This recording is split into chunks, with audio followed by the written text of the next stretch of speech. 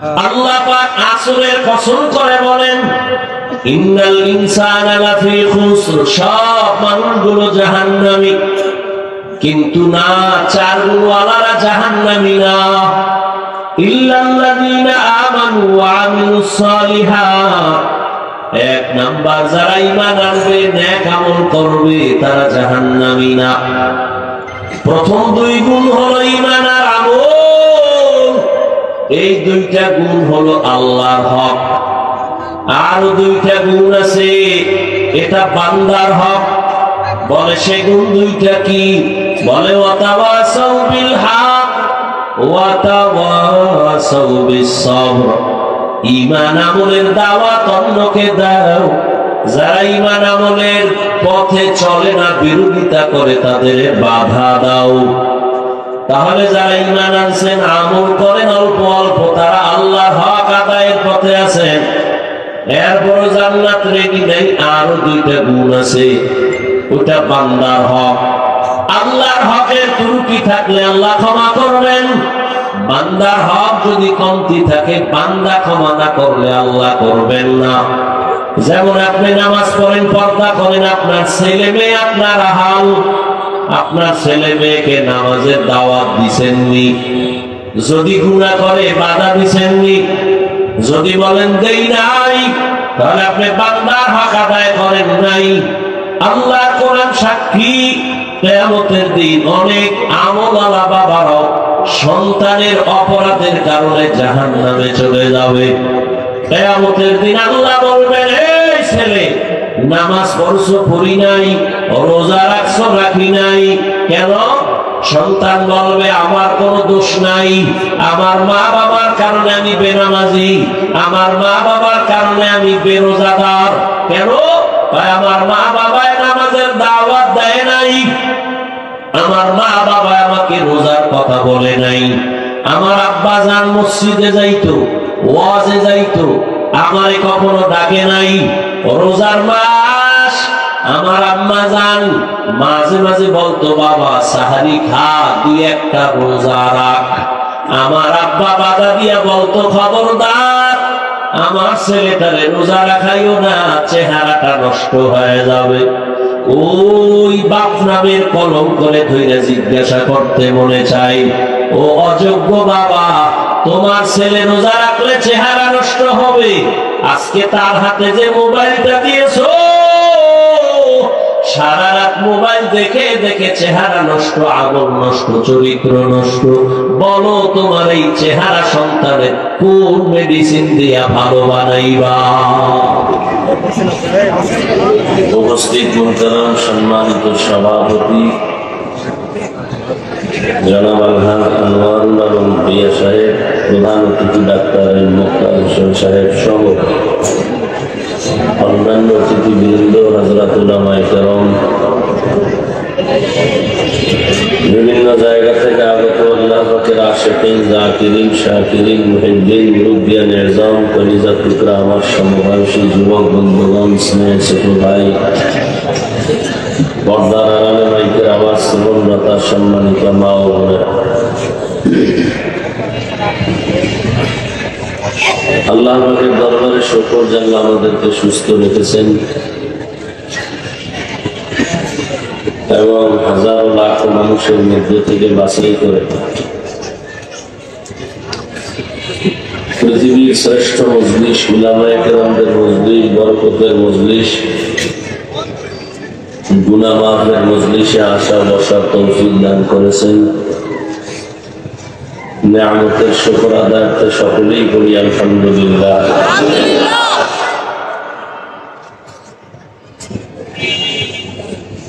দরুদ ও সালাম সাইয়্যিদুল মুরসালিন রাহমাতুল লিল আলামিন শফিউল মুযনিবিন খাতামুন নবিয়্যিন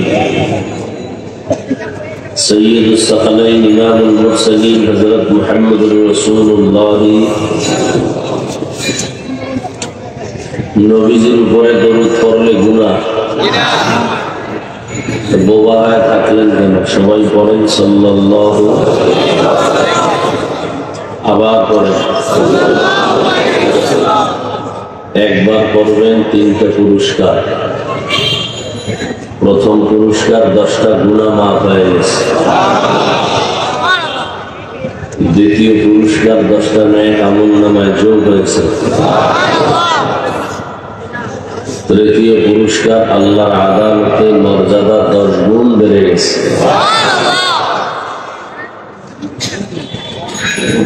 বেশি বেশি দরুদের আমল করলে দুনিয়াতেও লাভ, আখিরাতেও লাভ।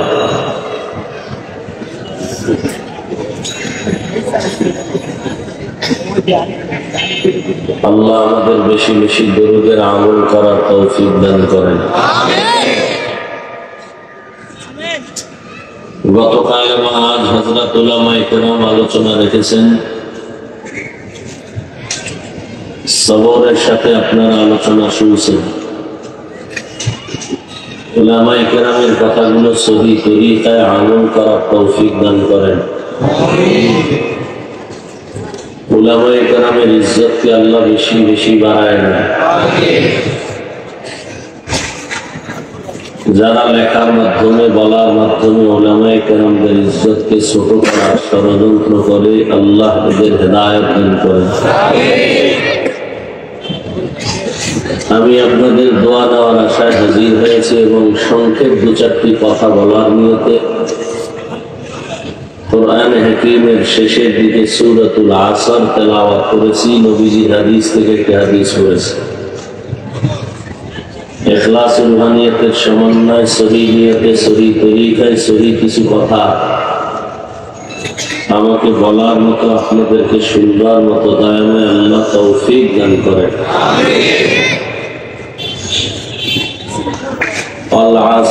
আসরের শপথ, ইন্নাল ইনসানা লাফি খুসর, নিশ্চিত পৃথিবীর সমস্ত মানুষগুলো ক্ষতিগ্রস্ত, জাহান্নামী। ইল্লাল্লাযীনা আমানু, কিন্তু যারা ঈমান আনয়ন করবেন, ওয়া আমিলুস সালিহাত, আমলে সালেহ করবেন, ওয়াতাওয়াসাউ বিল হক, ঈমান আমলের দাওয়াত অন্যকে দিবেন, ওয়াতাওয়াসাউ বিস সবর,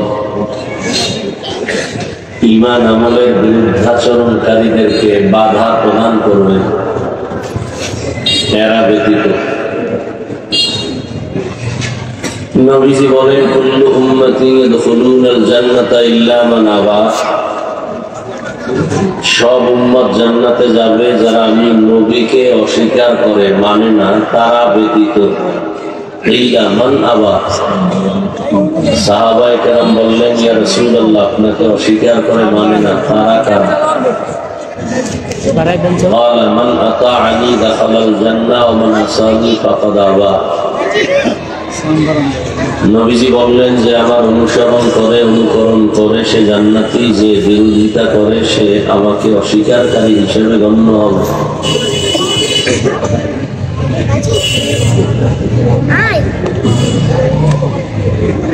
কিয়ামত পর্যন্ত এই দুনিয়ার মানুষ পরস্পরের শান্তির জীবন যাপন করতে পারে, ঝগড়া ফাসাদ না করে। এজন্য আল্লাহ পাক সুশৃঙ্খল জীবন যাপনের পরামর্শ, দিক নির্দেশনা কোরআন এবং সুন্নাহ রাসূলের দ্বারা আল্লাহ দিয়ে দিয়েছেন। যারা আল্লাহর দেয়া সমাধান মতো মেনে চলবে, তাদের দুনিয়াও শান্তি, আখিরাতে শান্তি। আজকে এত আন্দোলন কেন, এত কিছু কেন? একমাত্র কারণ মোবাইলওয়ালা মোবাইল বানিয়েছে, মোবাইল কিভাবে চালাবে সেজন্য ক্যাটালগ দিছে। মোবাইলওয়ালাদের ক্যাটালগ, কোম্পানি যে ক্যাটালগ দিছে, ক্যাটালগ যারা না মেনে অন্য ধারায় মোবাইলকে চালাবে সে ক্ষতিগ্রস্ত হবে। জমিন আল্লাহর, আসমান আল্লাহর, বাতাস আল্লাহর, সূর্য চন্দ্রের আলো, পাহাড় পর্বত, মাছ গাছ, ফসল ফল সবকিছু আল্লাহ। এখানে আর কোনো বান্দার দখল নেই, কোনো ব্যক্তির দখল নেই।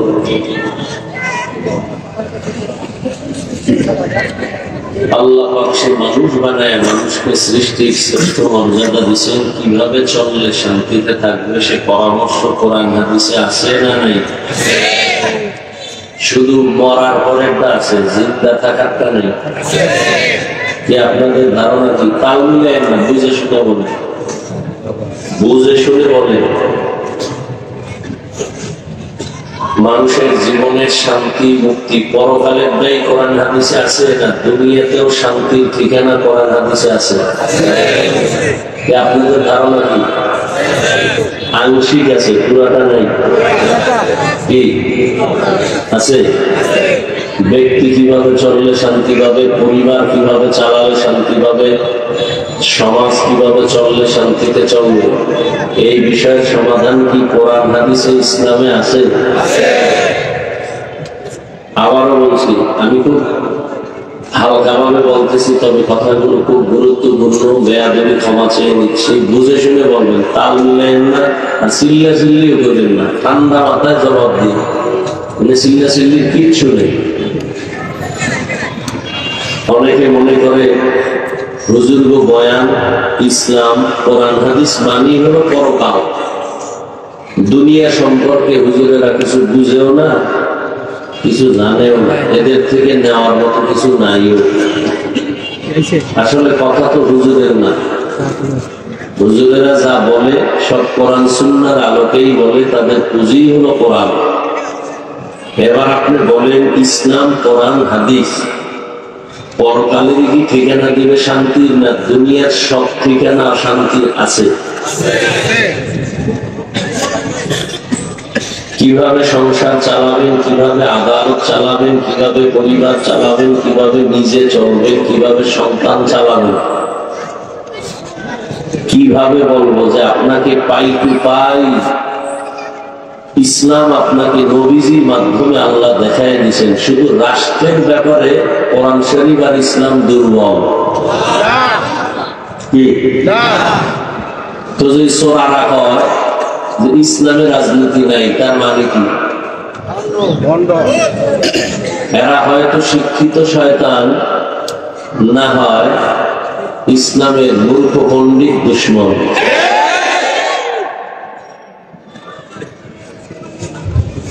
আসলে কি কোরআন হাদিসে দুনিয়ার সব লাইনের সমস্যার সমাধান আছে?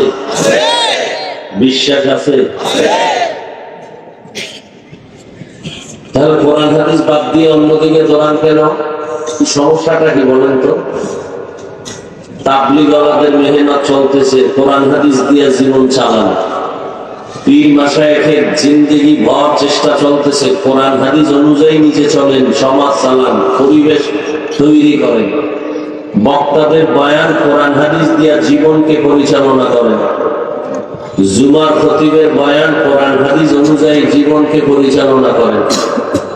এত লাইনের বয়ানের পর আপনারা কোরআন হাদিসের লাইনে চলতে চান না, সমস্যাটা কি? সমস্যার সমাধান কোরআনে নাই, হয়তো এই এক সমস্যা। অথবা যদি বলেন আছে, তাহলে আপনি মানেন না কেন? মানেন না কেন? সমস্যাটা কি? একটা সমাধানে আসেন, কেন মানবেন না? বলতেছেন আছে, মানবেন না কেন?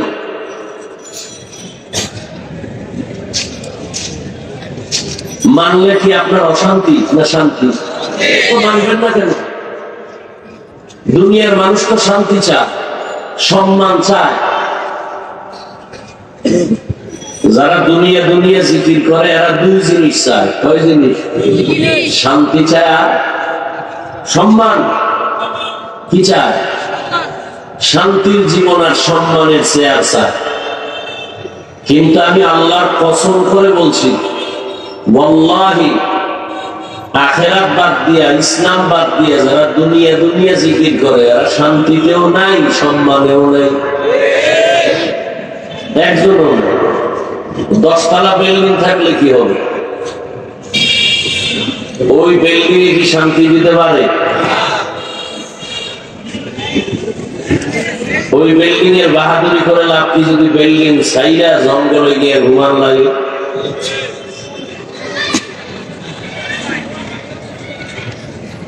অনেকের বাড়িঘর আছে, আলাদা ফ্ল্যাট ভাড়া করে থাকে, নিজের বাড়িতে যায় না। কোটি কোটি টাকা ব্যাংকে জমা আছে, যদি নিজে খাইতে না পারেন বাহাদুরি করে লাভ কি?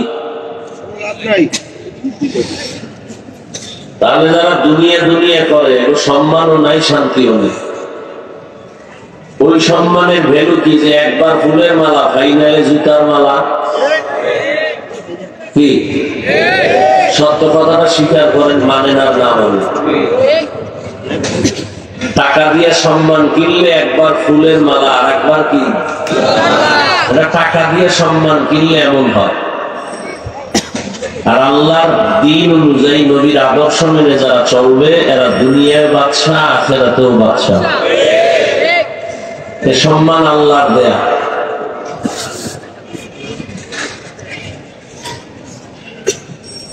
কোরআন হাদিস অনুযায়ী চললে শান্তি সবকিছু আছে, এরপর মানে না। কারা মানে না? এ সমাজের যারা চান্দাবাজ আর ধান্দাবাজ, ওরাও জানে ইসলাম সঠিক, মানে না কেন? বলে ইসলাম অনুযায়ী চলতে গেলে চুরি করতে পারবে না, দুর্নীতি চলবে না, ডাকাতি করতে পারবে না, জেনা ব্যভিচার করতে পারবে না, মদের বোতল নিয়ে দৌড়াতে পারবে না। এই জন্য যত চোর, ডাকাত, দুর্নীতিবাজ ওরা ইসলাম চায় না। এরপর মুখে বিসমিল্লাহ বলে, ইসলামের কথা বলে, বলে না? আজীবন মনে রাখবেন, পারলে একটা ব্যানার করবেন, 3 ফিট বা 2 ফিট, 200-300 টাকা দাম নিলে একটা ব্যানারে লিখবেন, ধর্মের কথা বলে, ধর্ম পালন করে না, এরাই ধর্ম ব্যবসায়ী। ধর্মের কথা বলে, ধর্ম পালন করে না, নামাজ নাই, রোজা নাই, দাড়ি নাই, টুপি নাই, পর্দা নাই, হালাল হারামের ভেদাভেদ নাই, কিন্তু ধর্মের কথা বলে। বলে ইসলাম শান্তির ধর্ম, আমরা মা বাবার খেদমত করব, আমরা নামাজ পড়বো, নিজে পড়ে না একক। এরা ধর্মের কথা বলে কেন? দুনিয়া পাওয়ার জন্য ধর্মকে পুঁজি বানাইয়া ব্যবহার করে, কথা দিয়ে, কাজে নেয় না। এরা ধর্ম ব্যবসায়ী।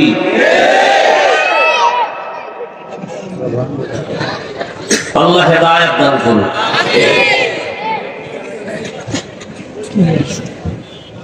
অথচ দেখেন তো নগদ, একটু দেখেন তো নগদ বাকি থাকি না। নগদ দেখেন, আপনারা যারা নামাজ পড়েন না, রোজা রাখেন না, দিন অনুযায়ী চলেন না, আপনারা কত উপরে। আর আমরা যারা মোটামুটি চেষ্টা করি, নবীর তরিকায় দাড়ি রাখছি, পর্দা করি, হালাল খাই, নামাজ করি, আমরা কত নিচে পড়ে গেছি। নগদ একটু হিসাব মিলাই তো। মহামারী করোনায় গেল, এর থেকে আর বিপদ মোটামুটি আমরা জানা মতে খুব দ্রুত এমন হয় নাই। কঠিন, সারা দুনিয়া স্তব্ধ, স্কুল বন্ধ, কলেজ বন্ধ, চাকরি বন্ধ, ব্যবসা বন্ধ, ট্রেন বন্ধ, ফ্যাক্টরি বন্ধ, সব বন্ধ, একটা মাদ্রাসাও বন্ধ হয়নি। মিথ্যা বলতেছি? অনেক ব্যবসায়ী ব্যবসা ছেড়ে দিছে, চাকরিজীবী চাকরি ছেড়ে দিছে, কিন্তু কোন আলেম কি না খায় ভিক্ষা করছে? মরে গেছে। দেখেন তো, বাবার করোনা মরেই গেছে, শিক্ষিত 2 কুলাঙ্গার সন্তান, ও মাস্ক লাগায় বসে আছে, বাবার কাছে যায় না, করোনার ভয়, মরবে না। এলাকার গরিবরে টাকা দিয়ে বললো, বাবার লাশটা রাস্তার মধ্যে ফেলে দাও। লোকেরা টাকা নিয়ে লাশ রাস্তার ভেতরে ফেলে দিল কোন এক জায়গায়, দরওয়াজা জানালা লক করে দিল। বাবার লাশ কুকুর খাইলো না জানাজা হলো, আর একবারও খেয়াল করেনি। ইতিহাস বড় কঠিন এক পাওয়া। মুসলমান জাতি উপরে উঠা, মাথা উঁচু করে চলার একটাই পাওয়া।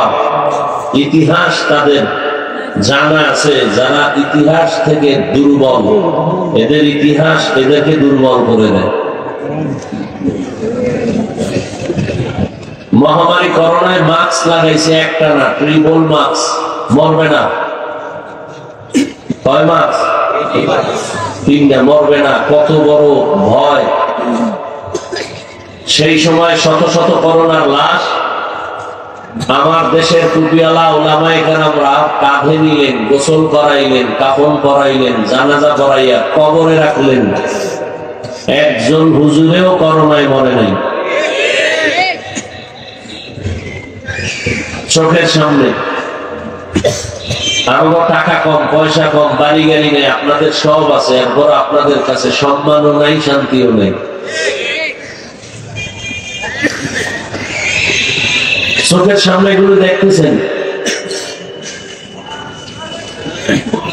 মা মারা গেছে কয়েকদিন আগে, তারা ভাই হলো 5-7টার মতো, আরো বেশি সম্ভবত। কোটি কোটি কোটি কোটি মানে কি বলবো, এখন আর কল্পনা নেই, সীমাহীন টাকা তাদের। এক কথায় বলতে গেলে সরকারও তাদের টাকায় চলে, দেশও তাদের টাকায় চলে। কপাল খারাপ, মা মরে গেল, একটা ভাইও জানাজায় যেতে পারলো না। এই জীবনের লাভ কি?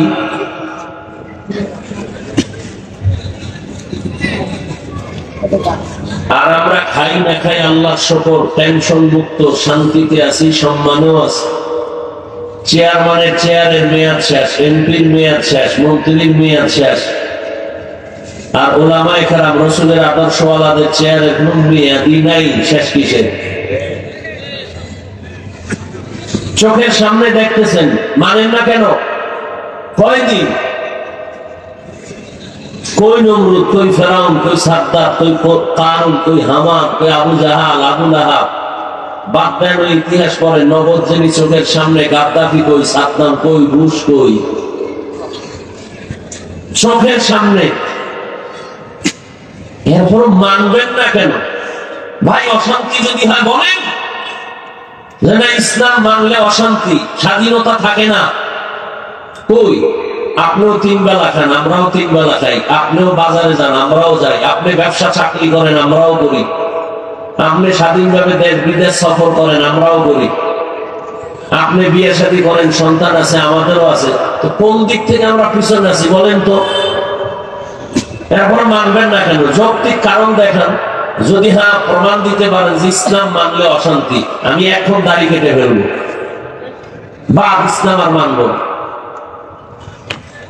শান্তির গ্যারান্টি যেখানে দেওয়া, নগদ চোখের সামনেও দেখতেছেন যারা ইসলাম মেনে চলে এরা শান্তিতে আছে, মানবেন না কেন? এরপরে আপনাদেরকে পাও ধরে দিলে বয়ান চলতেছে প্রতিদিন, তাবলীগের বয়ান, পীরের বয়ান, বক্তাদের বয়ান, জুমার খতিবের বয়ান। এরপর নামাজ পড়বেন না, রোজা রাখবেন না, পর্দা করবেন না, হালাল খাইবেন না। তাহলে আপনার কপাল এত খারাপ, এই খারাপ কপাল নিয়ে দুনিয়াতে আসলেন কেন? আছেন আমি হুজুর বা, এতক্ষণ তো হুজুর বুঝাইছে, এবার হুজুর বা, সব হুজুর বা। এবার আপনাদের লাইনে ঢুকলাম। যুবক বাবারা, বৃদ্ধ, জেনারেল লাইনে যারা আছেন, সত্য কথাটা স্বীকার করেন, মানেন আর না মানেন, অন্তত সমর্থন করেন যে হ্যাঁ এটা সত্য। আপনাদের মতো জেনারেল লাইনে জীবনে আরবি পড়ে নাই, মাদ্রাসায় যায় নাই, স্কুল কলেজে পড়ে বা চাকরি করে, RAB, army, police, BDR, doctor, professor, engineer, OC, DC, SP, ব্যবসায়ী, চাকরিজীবী, সত্য কথা বলবেন। আপনাদের লাইনের জেনারেল পথে থাইকাও কি 5 ওয়াক্ত নামাজি দাড়িওয়ালা আছে? এবার আপনি জুতা খুইলা ঘরে যাইয়া দরজা জানলা বন্ধ করে বাতি নিবাইয়া নিজের পায়ের জুতা খুইলা কপালে বাড়ি দিবেন আর বলবেন তোর কপালে কার বরদোয়া লয়ে জন্ম নিছ। তোর মতো যুবক যদি জেনারেল লাইনে পড়ে, স্কুলে পড়ে, নামাজ পড়ে, তুই পারো না কেন? তোমার মতো যুবক যদি কলেজে পড়ে, নামাজ পড়ে, তুমি পারো না কেন? তোমার মতো জেনারেল লাইনের বান্দা রাস্তায় গাড়ি চালায়, নামাজ পড়ে, তুমি পারো না কেন? র্যাব, আর্মি, পুলিশ, বিডিআর চাকরি করে, নামাজ পড়ে, তুমি পারো না কেন? তোমার কপালে কার বরদোয়া লাগাইছো? এই কপাল পরা আবু জাহেলের মতো কপাল কি পুড়ে গেল? অভিশপ্ত কপাল নিয়ে জন্ম নিলা কেন? হুজুর মা, আমি একবারও এখানে হুজুর হওয়ার জন্য কাউকে বলি না, হুজুর বানাবার রস করি না। হুজুর বেশি আমাদের দেশে, কমানো দরকার। মাদ্রাসাও বেশি, ছাত্রও বেশি, আলেমও বেশি, মুফতি বেশি, মুহাদ্দিস বেশি, ইমাম বেশি। অতএব স্কুল কলেজের ছাত্র ভাও ধরে মাদ্রাসায় ঢুকানোর কোনো দরকার নাই। বরং আমি আরো সাহস দেই, স্কুলওয়ালা স্কুলে থাকো, কলেজে থাকো, চাকরি করো, ব্যবসা করো, ডাক্তারি পড়ো, ইঞ্জিনিয়ারিং পড়ো, প্রফেসর হও, ইঞ্জিনিয়ার হও, ডাক্তার হও, সাংবাদিক হও, ডাকাইত হইও না, বেয়াদব হইও না। আসল কি? বুঝ। বুঝ যার ঠিক নাই আর সব ঠিক নেই। আসলে বুঝ। দেখেন, আপনিও মুসলমান, আমিও মুসলমান, নাকি আপনার অন্য কিছু? আপনার আমার আল্লাহ না আপনাদের আর আমার আল্লাহ আলাদা? আমি না বলছি সত্য কথাটা স্বীকার করতে, মানেন আর না মানেন। আপনার আমার আল্লাহ কি এক না দুই? আপনার আমার নবী, কোরআন, হাদিস, কাবা, ধর্ম, কালেমা, দুনিয়াতে আসি সিস্টেম। না আপনারা লুঙ্গি পরে জন্ম নিয়েছেন? বিদায়বেলা কাফনের সংখ্যা পুরুষের 3টা, মহিলার 5টা, আপনাদের একটা বেশি। কাফনের কালার হবে এক একটা আলাদা, কালারও কি এক। আমার কাফন একটা বেশি হবে সম্মানে। রিক্সা ড্রাইভার মরে গেলে একটা কাফন কম হবে। কাফনের উপরে লেখা থাকবে বড় হুজুরের লাশ, বড় কোটিপতির লাশ। এত বাহাদুরি কেন, ভাব কেন? কবরের সাইজও হবে এক। শুধু এই এলাকার কবর এক হাত বড় না সব এক? কবরের প্রশ্ন কয়টা? তাও এক না আলাদা? আমাকেও যে প্রশ্ন, আপনাকেও সে প্রশ্ন, বেঈমানকেও সেই প্রশ্ন, ধনীকেও যে প্রশ্ন, গরিবেরও সেই প্রশ্ন। কয় প্রশ্ন? রবের পরিচয় দাও, ধর্মের পরিচয় দাও, রাহমাতুল লিল আলামিনের পরিচয় দাও। তাহলে আপনার আমার আল্লাহ এক, নবী এক, কোরআন এক, কাবা এক, ধর্ম এক, কালেমা এক। তাহলে আপনার আমার চলাফেরা, খাওয়ান দাওন, লেবাস, পোশাক তো একই হওয়ার কথা ছিল। আপনাদের পোশাক আলাদা কেন, আমারটা আলাদা কেন? ওই বড় জামা পরলে শরীর গরম লাগে, আটকা লাগে না? তাহলে আপনি খোলা পোশাকই পরবেন এই দুনিয়া, এবং মরার পরও পরবেন। এই আটকা পোশাক পরবেন না মরার পরও। ব্যাঙে সাপের কয়, বন্ধু একটু লাভ দাও, সোজা হও, আমি তো লাভ দেব তোমার উপর দিয়া। সাপ বলে, আমি জীবনে সোজা হব না। ব্যাং ঘুরে টুরে দেয়, সাপ ঠিক সোজা হয়ে গেছে। এইবার ব্যাং তাহলে এইবার একটু লাভ দেই। লাভ দিছে কয়েকটা, সাপ আর মরে। এইটা হঠাৎ করে স্পর্শ করে দেখে সাপ মরা। ব্যাং কয়, বন্ধু সোজা তো হইলি। কোন সময়? মাথা আটকাবে না গরম টুপি দিলে, বড় পোশাক পরা যাবে না, শরীরে আটকা লাগে। হুজুরেরা কয় আর তাবলীগওয়ালারা কয় পোশাক পরো মদিনা। না, সম্ভব না, গরম গরম গরম আটকানো। পড়লি তো পড়লি, মরার ভয়। এই পড়াটা আগে পড়তা, সেটা কামে লাগবে। হাত দুইয়া খানা খাইতে বসো, দোনো হাতের কবজা দো। না হুজুর গো, কথা চলবে না। ধোয়াটা তো ধুইলি, এখন এত বেশি ধো। আমাগো কয় ধুইবেননি, করোনায় কানে ধরাইয়া হাত ধোয়াইলো, লাভ হইল কি? সওয়াব তো আর পাইলা না। সুন্নত হিসেবে যদি হাত ধুইতা তাহলে সওয়াব। করোনার ভয়ে হাত ধুইলা, সেই ধোয়া তো ধুইলা, কানে ধুইলা, মাওলায় ধরাইয়া ধোয়াইতেছে। দোনো হাতের কবজা আঙ্গুল থেকে বেশি ধোয়। পকেটে একটা বোতল রাখে, ফট করে বাইর করে আর হাতে মাখে, আর এভাবে ঘষে, দোনো হাত ধোয়। আমাকেও মাঝে মাঝে কয় ধুইবেননি। ওরে নিমক হারাম, আল্লাহর ভয় কই গেল তোমার? এত নির্বোধ কেন? এত দুনিয়ামুখী কেন? কই? মহামারী করোনায় তো কেউ না খায় মরে নাই, যারা রসুলের আদর্শওয়ালা। কপাল খারাপ। আর কেমনে বুঝাইলে? এইবার বুঝানোর শেষ বুঝানি আছে এতটুকু, আমি স্টেজ থেকে নিচে নাই না, তোমার পায়ে ধরা। যদি বলো হ্যাঁ পায়ে ধরলে আর দাড়ি কাটবো না, তাহলে বলো আমি নিচে নেমে পাও ধরি। দাড়ি কাটা ছাটা দোনোটার গুণা সমান, কবিরা গুণা। যে ক্লিন করে কে ছোট করে রাখে, দোনো দলের গুণা কি বলেন? দোনো দলের গুণা। দাড়ি কাটার শাস্তির বয়ান আমি করবো না, তবে এতটুকু বলবো, তোমার কিছু হোক না হোক যৌবন থাকবে না, এটা লিখে রেখো। তুমি ঠিক কইলেও ঠিক। এত এত হালকা মনে করেন না যে গান রাখায় অস করতে পেরেছি, এত হালকা মনে করো না। আমি বলে দিলাম, তোমার চ্যালেঞ্জ থাকলে তুমি সামনে দাঁড়াও, দাড়ি কাটো আর ছাটো। পরকালের ভিডাভিডি যা আছে পরে, নগদ তোমার কপাল পড়ার জন্য একটা শাস্তি শুরু। কি থাকবে না? এই দাড়ি কামানোর প্রবণতা যেদিন থেকে বাড়ছে, সেদিন থেকে হারবাল কোম্পানির ওপেন চ্যালেঞ্জও বেড়ে গেছে।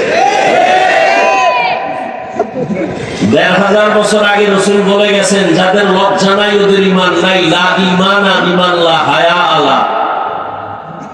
কোথায় গেছে লজ্জা? বালিশে মাথা লাগায় চিন্তা করিও। আল্লাহ সব ভাইকে হেদায়েত দান করেন। হ্যাঁ, কষ্ট পাইলেন, রাগ করলেন, মাপ চাই, মাফ করবেন না, না করলে কি করে? এই মোবাইল বন্ধ করো। 24 ঘন্টা মোবাইল চালায়, আল্লাহ বেহেশতের বাগানে নিয়ে আসে, এখানে 2 ঘন্টা না চালাইলে কি হলো? কি বলবো, পাগল হয়ে যায় মোবাইল নিয়ে একটা ছবি তোলার জন্য। কি লাভ? ছবি তোলা 1000 বার কবিরা গুনাহ, হারাম। যদি সরকারের প্রয়োজন হয় সেটা জায়েজ, উত্তম না, সুন্নত না, জায়েজ। ঠেকলে করো, এটা জায়েজ। এছাড়া এমনি এমনি ছবি তোলা হারাম, হারাম, হারাম, কবিরা গুনাহ। আমি হাসি দেই, যা করি, সামনে কিছু না বললেও ছবি তোলার প্রবণতা যাদের আছে এদেরকে অন্তর থেকে ঘৃণা করি, ঘৃণা করি, ঘৃণা করি। সামনাসামনি আমি হাসি, ঠিক আছে, কিন্তু অন্তর থেকে ঘৃণা করি। বাকি বরদোয়া করি না, বরদোয়া জায়েজ থাকলে বরদোয়া করতাম। আল্লাহ হেদায়েত দান করুন। ও ভাই, রাগ করতেছেন? এরকম বলনেওয়ালা থাকবে না, কেউ বলবেও না, আপনাকে কোনো টেনশনও থাকবে না। বলনেওয়ালা তো নাই, যারা বলনেওয়ালা ছিল এক এক করে কমতেছে, মরে যাইতেছে, সব মরে যাবে। আমি মরে গেলে বাস আমার জবান থেকে আর এই কথা আসবে না, অন্য কেউ বলবেও না। সবাই বলবে এতক্ষণ আধা ঘন্টা লাগায় কি শুরু করলেন, এতক্ষণ অন্য বক্তারা গরম বানাইলাই তো বয়ান করে, আর আপনি এখন পর্যন্ত শুরুই করেন নাই। তাহলে এত হুজুর বয়ান করলো, কাল করলো, আজ করলো, কেউ লাগলো না, আপনার এত লাগলো কেন? জাতি শেষ পর্যন্ত কি কয়, আকাম বাদ দেওয়া যাবে না, বক্তা বাদ দাও। আকাম চলবে। আল্লাহ হেদায়েত দান করুন, আল্লাহ হেদায়েত দান করুন। তর্জমা বলছি না, বলছি। হাদিসের ব্যাপারে একটু ব্যাখ্যা আছে, 2 মিনিট। হাদিস কি বলছিলাম, আপনাদের থেকে একটা জবাব নিব আমি প্রশ্ন করে, আবার খেয়াল করেন। নবীজি বলেন, কুল্লু উম্মতি ইয়াদখুলুনাল জান্নাতা ইল্লা মান আবা। সব উম্মতেরা জান্নাতে যাবে, যারা নবীকে মানে না তারা জান্নাতে যাবে না। সাহাবায়ে কেরাম প্রশ্ন করলেন, ইয়া রাসূলুল্লাহ, কে আপনাকে মানে না? রহমতের নবী কি বললেন এই কথাটা খেয়াল করেন। সাহাবায়ে কেরামের প্রশ্ন, নবী আপনাকে মানে না, তারা কারা? নবী ডাইরেক্ট জবাবের আগে বললেন, মান আতাআনি দাখালাল জান্নাহ। যে আমার অনুসরণ করবে, অনুকরণ করবে, তারা জান্নাতি। বলেন বিপরীত কথা কি দাঁড়াবে? খেয়াল করবেন, মনোযোগ দিয়ে নেন। সাহাবায়ে কেরামের প্রশ্ন, ইয়া রাসূলুল্লাহ, আপনাকে মানে না কারা, তাদের পরিচয়? নবী বললেন, মান আতাআনি দাখালাল জান্নাহ। যে আমার অনুসরণ করবে সে কি? তার মানে কি? সে নবী। যে নবীর অনুসরণ করে সে জান্নাতে যাবে, তার মানে সে নবী মানে। বিপরীত কথা কি দাঁড়াইলো তাহলে? যে নবীর অনুসরণ করে না সে নবী মানে না। কিন্তু নবী এটা বলে নাই যে আমার অনুসরণ করে না সে আমাকে মানে না। নবী এটা বলেন না। নবী কি বলছেন? আমাকে মানে না কারা? প্রশ্ন ছিল এইটা। নবী জবাব দিচ্ছেন, যে আমার বিরোধিতা করে সে আমাকে মানে না। এখনো বুঝতে একটু সমস্যা, আরো স্পষ্ট করে দেই। নবীজির আদর্শ যারা মানে না এরা জাহান্নামী বা নবী অস্বীকার করে, এ কথা নবী বলেন না। নবী কি বলছেন? যারা বিরোধিতা করে। তাহলে নবীজির আদর্শ না মানা আর বিরোধিতা করা এক না। এক যেমন ধরে নেন, আমি একটা যুবকরে জিজ্ঞাসা করলাম, এই যুবক, নবীর আদর্শে কেন তুমি নামাজ পড়ো না? খেয়াল করেন, যুবক বলে, হ্যাঁ নামাজ পড়া তো দরকার, পারি না, চেষ্টা করি, হুজুর একটু দোয়া করেন। এরকম নাই? বুঝা গেল তার অন্তরে আদর্শ মানার কি আছে, আগ্রহ আছে না নাই? তাহলে সে রাসূলের বিরোধী না দরদি, বিদ্রোহী না আগ্রহী?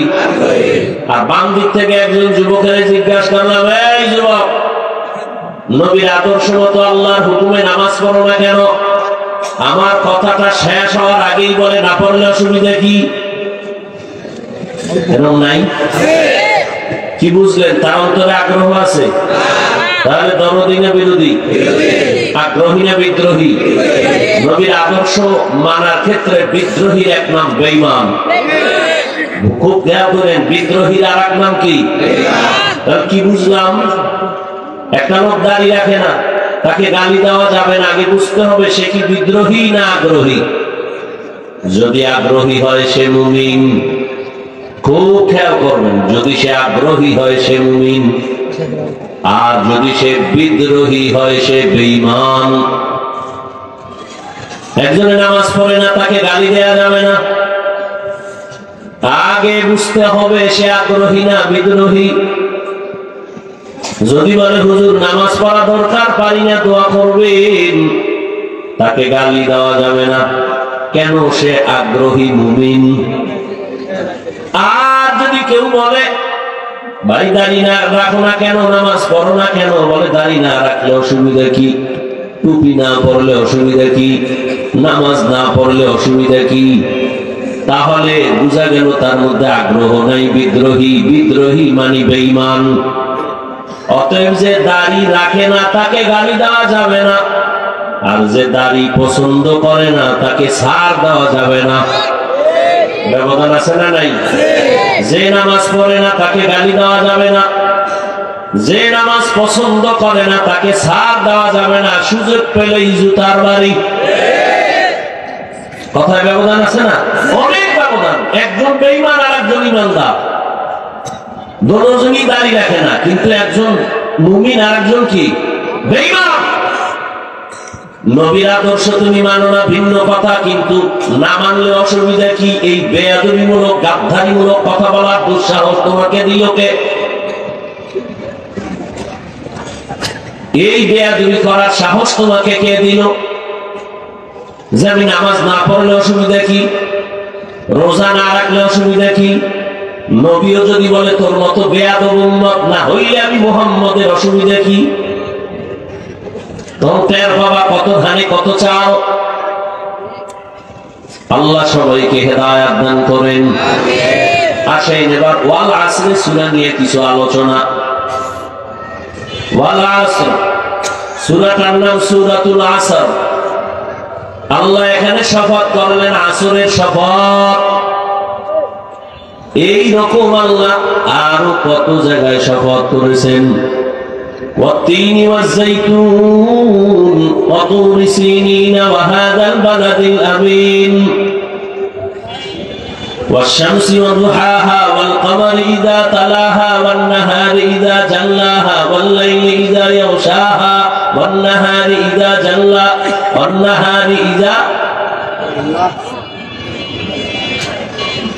আল্লাহ তাআলা এখানে কসম করলেন, সূর্যের কসম, সূর্যের আলোর কসম, চন্দ্রের কসম, চন্দ্রের আলোর কসম, রাতের কসম, রাতের অন্ধকারের কসম, দিনের কসম, দিনের রোশনির কসম, আসমানের কসম, ওয়াস-সামা'i যাতিল বুরুজ ওয়াল ইয়াউমিল মাউউদ ওয়া শাহিদিন ওয়া মাশহুদ। আল্লাহ পাক কসম করলেন, ইযা ওয়াকাতিল ওয়াকিআহ লাইসা লিওয়াকাতিহা কাযিবা লা উকসিমু বিয়াউমিল কিয়ামা ওয়া লা উকসিমু বিন-নাফসিল লাওয়ামা ওয়াদ-দুহা ওয়াল-লাইলি ইযা সাজা মা ওয়াদ্দা'আকা রাব্বুকা ওয়া মা ক্বালা ওয়া লাল আখিরাতু খায়রুল লাকা মিনাল উলা। বারবার আল্লাহ কসম করলেন। কসম তো আমরাও করি না? কেন ভাই? আমার কথাটা এমন বিশ্বাস করি না। আমি বললাম কসম, এবার বিশ্বাস করি। তাহলে আমাদের কসমের উদ্দেশ্য কি? সন্দেহ করলে এটা দূর করে দিলাম কসম কেটে। আল্লাহ কসম কেন করলেন? কোরআনে সন্দেহ আছে এই জন্য দূর করছেন। কোরআনে সন্দেহ আছে? যালিকাল কিতাবু লা রাইবা ফীহি, হুদাল লিল মুত্তাকিন। কোরআন এমন একটা কিতাব যার মধ্যে কোনো সন্দেহ নাই, সন্দেহের অবকাশ নাই। শুধু কি তাই, ১৫০০ বছর পর্যন্ত সারা দুনিয়ার মহাপণ্ডিতেরা আল্লাহর কোরআনের ভুল বের করার জন্য প্রচেষ্টা কম করে নাই। অক্সফোর্ড বিশ্ববিদ্যালয় থেকে ডিগ্রি অর্জনকারী ভারতের সন্তান শিব শক্তি স্বরূপজি অক্সফোর্ড বিশ্ববিদ্যালয় থেকে ডিগ্রি নিল 17টা 18টার উপরে। আরবি ভাষা শিখলো, ফার্সি শিখলো, উর্দু শিখলো, আর ইংরেজি সব শিখা এবার সব ধর্মগুলো রিসার্চ করলো। হিন্দুদের ধর্ম কেমন, বৌদ্ধদের ধর্ম কেমন, এদের কিতাবগুলো মোতালা করলো, রিসার্চ করলো। করতে করতে দেখে সব ধর্মের কিতাবে ইসলামের গুণগান গাওয়া। খুঁজতে খুঁজতে শেষ আল্লাহর কোরআনটা হাতে নিল। কোরআনের মধ্যে কোনো সন্দেহ ভুল আসেনি। কোরআনটা রিসার্চ করে করে করে করে সে বলল, কোরআনের ভুল বের করতে গিয়া আমার জীবনের সব ভুল কোরআনের আয়নায় ধরা পড়ে গেল। শেষ পর্যন্ত ওই ভারতের শিব শক্তি মহারাজ কালেমা পড়ে মুসলমান হয়ে গেল। পরবর্তী তার নাম রাখা হলো ইসলামুল হক। আমাদের বাংলাদেশে যখন এরশাদ সাহেব ক্ষমতার চেয়ারে, তখন সেই ভারতের সন্তান ইসলামুল হক ভারত থেকে এখানে আসছিল। বাংলাদেশে ঘুরা ভারত সরকারের চাপে আর থাকতে পারে নাই। এক পর্যায়ে তাকে দুনিয়া থেকে বিদায় নিতে হলো। এত চ্যালেঞ্জ দিয়াও দুনিয়ার কোন মহাপণ্ডিত আল্লাহর কোরআনের কোন ভুল বের করতে পারে নাই। বরং বহু বিধর্মী আল্লাহর কালামের সামনে মাথা নত করে মুসলমান হয়েছে। তো আল্লাহর কোরআনে কোনো সন্দেহ নেই, তো কসম কাটলেন কেন আমার আল্লাহ? এর অনেকগুলো জবাব। এর মধ্যে মূল কথা হলো আল্লাহ সব কথাই সত্য। দুনিয়ার কোন মানুষ যদি কোরআন না মানে তো মিথ্যা। কি বুঝেন না? আল্লাহর কোরআন মানলে সত্য, আর দুনিয়ার সবাই যদি না মানে তো মিথ্যা। দুনিয়ার মানুষ তুমি কোরআন মানলেও সত্য, না মানলেও সত্য, পুরাটাই সত্য। পার্সেন্ট যত দাও 100 তার উপরেও সত্য। তো কসম কেন করলেন? বলে সব কথাই আল্লাহর গুরুত্বপূর্ণ। কসম করিয়া ওই কথাটার গুরুত্ব আর একটু বাড়ালেন, মানুষের অন্তর আকৃষ্ট করলেন। সব কথা সত্য, তবে কসমের কথাটা আর একটু গুরুত্বপূর্ণ শুনো। শুধু তাই না, কসম করছেন যে জিনিসের উপরে, ওই জিনিসটাও বড় দামি। তিনের উপরে কসম, 3 মণ দামি একটা ফল, জৈতুনের কসম। জৈতুন একটা দামি ফল, দামি সম্পদ। আল্লাহ তুরে সিনার কসম, তুর উপত্যকা বড় দামি একটা জায়গা। এরপরে আল্লাহ নিরাপদ শহরের কসম করলেন। মক্কা নগরী নিরাপদ শহর। হাজারো মার্ডারের আসামি বাইতুল্লাহ এরিয়ার মধ্যে যদি ঢুকে যায়, তখন ওই বাইতুল্লাহ এরিয়ার মধ্যে থাকলে তাকে চোখ গরম করাও জায়েজ নাই। বের হলে তারা আবার মেরে ফেলো। কিন্তু নিরাপদ শহর মক্কা নগরী, এখানে ঢুকলে আসামি, ফাঁসির আসামিও নিরাপদ, কিচ্ছু বলা যাবে না। এমন দামি ঘরের কসম। এইভাবে আল্লাহ বুঝালেন। আসমানের কসম করেছে, আসমান বড় দামি সম্পদ। ছোট একটা প্যান্ডেল বানাইছে, এই প্যান্ডেলে ডেকোরেটর ওয়ালারা কি পরিমাণ খুঁটি লাগাইলো, পারে না আরো খুঁটি লাগায়, নাকের ডগার উপরে দিয়ে দেয়। এই ছোট্ট একটা প্যান্ডেল টানাইতে যদি এতগুলো খুঁটি লাগে, তাকাও, চোখে পাওয়ার দিয়ে তাকাও। এই জমিন থেকে 500 বছরের দূরত্বে প্রথম আসমান, ওখান থেকে আবার খালি জায়গা, উপরে 500 বছরের ফাঁকা, এরপরে আবার এর উপরে দ্বিতীয় আসমান, 500 বছরের মতো এটার ভেতরের মোটা জায়গা। এইভাবে 7টা আসমান আল্লাহ বানাইছে। আল্লাহ যেদিন থেকে বানায় সেট করে দিছে, ওইভাবেই এখনো আছে। উপর দিয়ে কোনো রশির টানাও নাই, নিচের থেকে কোনো খুঁটিও নাই, কোনদিন নড়াচড়াও করে না। এগুলো কি গোপন কথা? ও বান্দা, তুমি জ্ঞান খাটায় তাকাও। আমার আল্লাহকে তুমি চিনো না? আমার আল্লাহকে চিনার জন্য আল্লাহর বানানো তুমি ওই আসমান দেখে আল্লাহর পরিচয় নাও।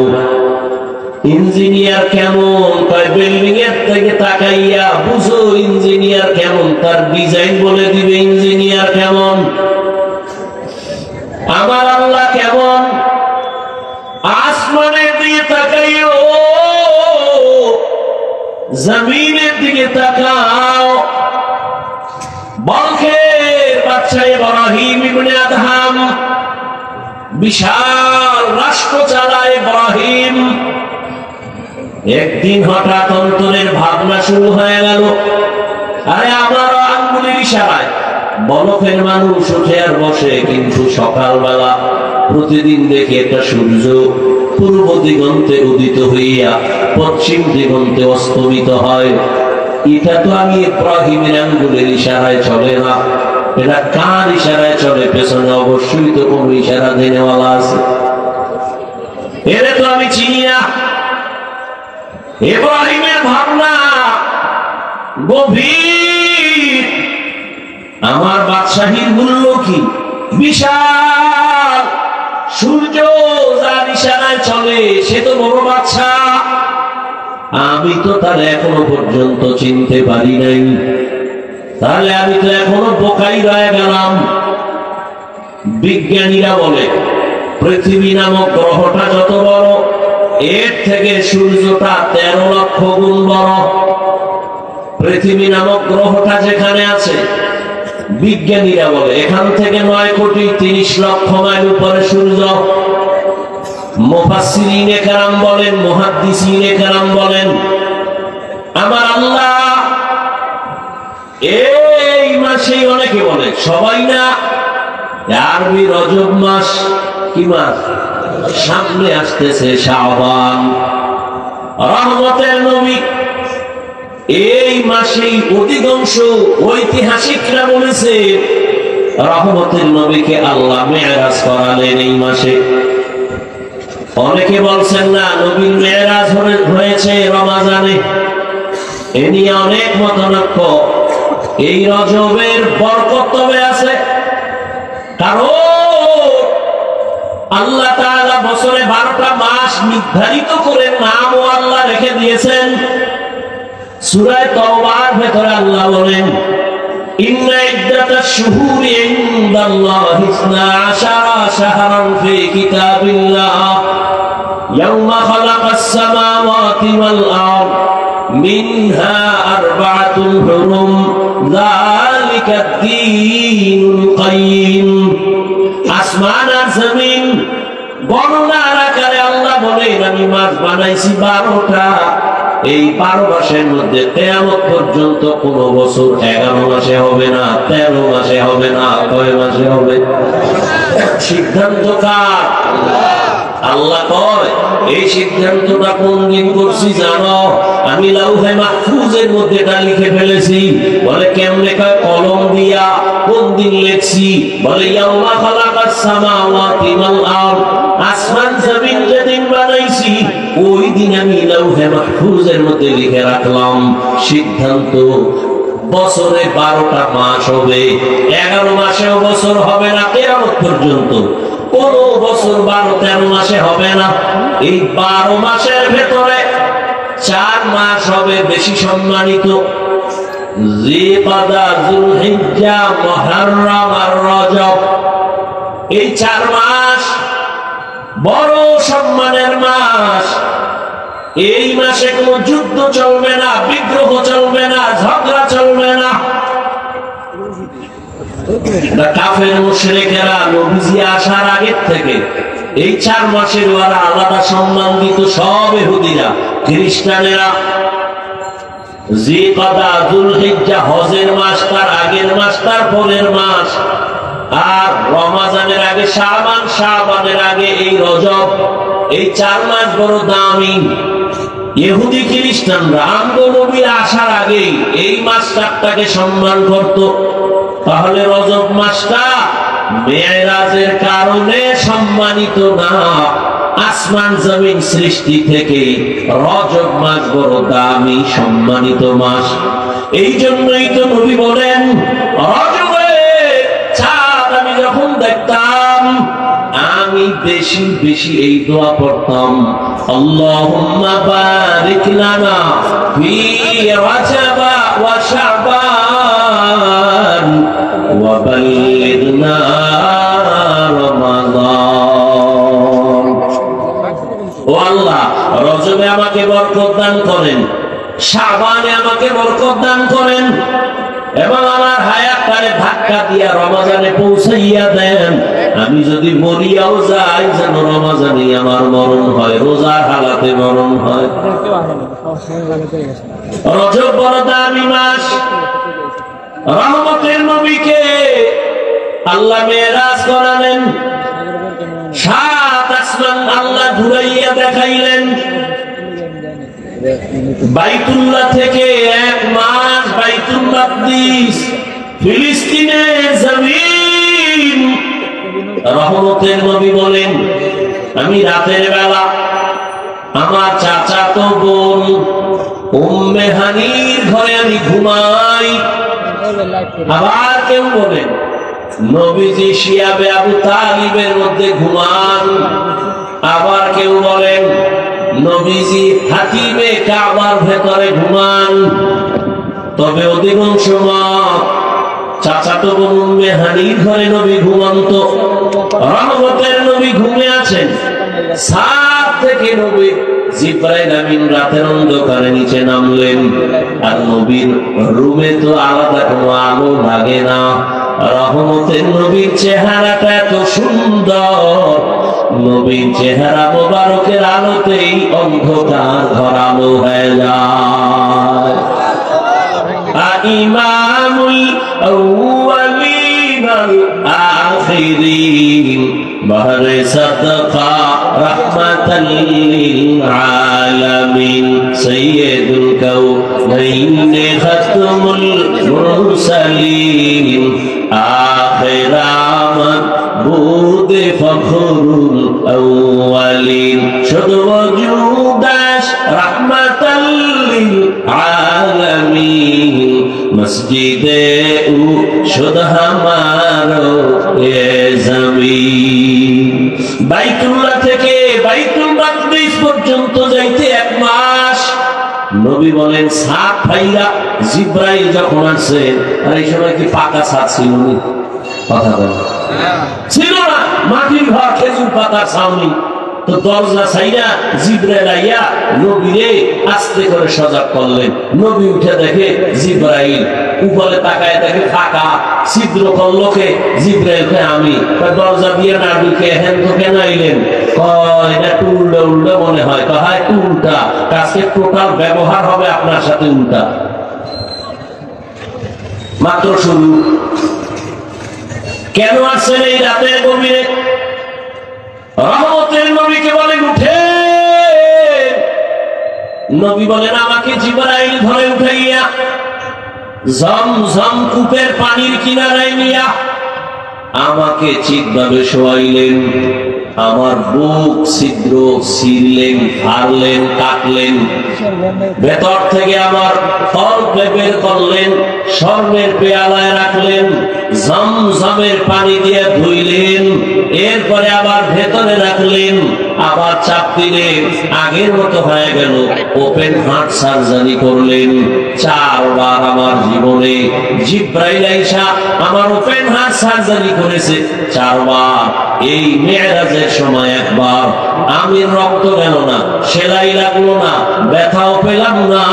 এরপরে তাকায় দেখি বাইতুল্লাহ হাতিমের পাশে একটা বোরাক বান্দা। বোরাক আমাকে জিবরাইল বলে উঠেন এখানে। আমি বললাম এটা কি? বলে আল্লাহ দাওয়াত দিছে, আল্লাহর বাড়ি আপনাকে আজকে নেওয়ার জন্য জান্নাত থেকে বোরাক আল্লাহ পাঠিয়ে দিয়েছে। हुआ हुकुम जिब्राइल को उसे बोराक एक जन्नत से कर इंतखाब सजा उसको ज़ेवर से तू ताबा पा फिर उसको तू काबा में लेकर के जा। नबी जेबार बाहने उठবেন বোরাকে, বোরাক উঠাইতে চায় না, কেমন যেন বাহানা করে, এই বোরাক চিনি কে? বোরাক বলে চিনি।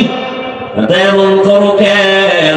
বলে আমি চাই আমার একটা আবদার, রহমতের নবীকে পাই আমি ধন্য, আমার পিঠে আজ নবী উঠবেন, আমার নবী ওয়াদা দেন হাসরের মাঠে আমাকে আপনি ব্যবহার করবেন।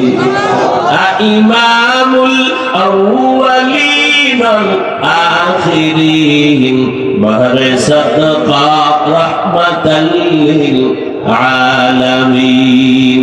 নবী বলেন এই বোরাকে যখন বললাম চোখে পলকে দেখি বাইতুল মুকাদ্দাসে হাজির। যেখানে যাইতে কয়দিন লাগে? মক্কা থেকে 1 মাস। সেখানে বোরাক আমাকে চোখে পলকে নিয়ে গেল। সেখানে যাইয়া দেখি সব আম্বিয়া কেরাম হাজির। আজান হয়ে গেল, 2 রাকাত নামাজ সেখানে পড়লাম, আমি ইমাম হয়ে গেলাম। ওখান থেকে আল্লাহ আমাকে প্রথম আসমানে নিলেন। আমি প্রথম আসমানে যাইয়া দেখি 2টা দরওয়াজা, জমরাত ইয়াকুত পাথর দ্বারা দরজা লাগানো, দরজার ভিতরে তালা, নূরের তৈরি তালা লাগানো। আমার সাথে জিবরাইল দরজা নক করলো, বাহির থেকে তালা, ভেতরে দারোয়ান। জিবরাইল কয় ভেতরের দারোয়ান দরজা খুল। দারোয়ান কয় আপনি কে? বলে আনা জিবরাইল। আপনার সাথে কে? কয় হুয়া মুহাম্মদ সাল্লাল্লাহু। ও জিবরাইল, মুহাম্মদের নিয়ে আসছো, অনুমতি পাইছো নি? কয় হ্যাঁ। এবার বল, চাবি তো আমার কাছে নাই, আমি তো ভিতরে। কয় চাবি কোথায়? বলে আল্লাহর ইসিম হলো চাবি, বিসমিল্লাহ। নবী বলেন আমি আল্লাহর নাম বললাম, তালায় হাত দিলাম, নূরের তৈরি তালা খুলে গেল। আসমানে কয় দরজা? একটু 1 মিনিট হয় না, গেছে 2টা দরজা। এরা বয়ান হলো, গজবের মোবাইল নিয়ে একদম ব্যস্ত। একটু আগে বললাম না বরদোয়া যদি জায়েজ থাকতো, ঠিকই আমি তাহাজ্জুদে বরদোয়া করতাম। পাগল হয়ে গেছে মোবাইল।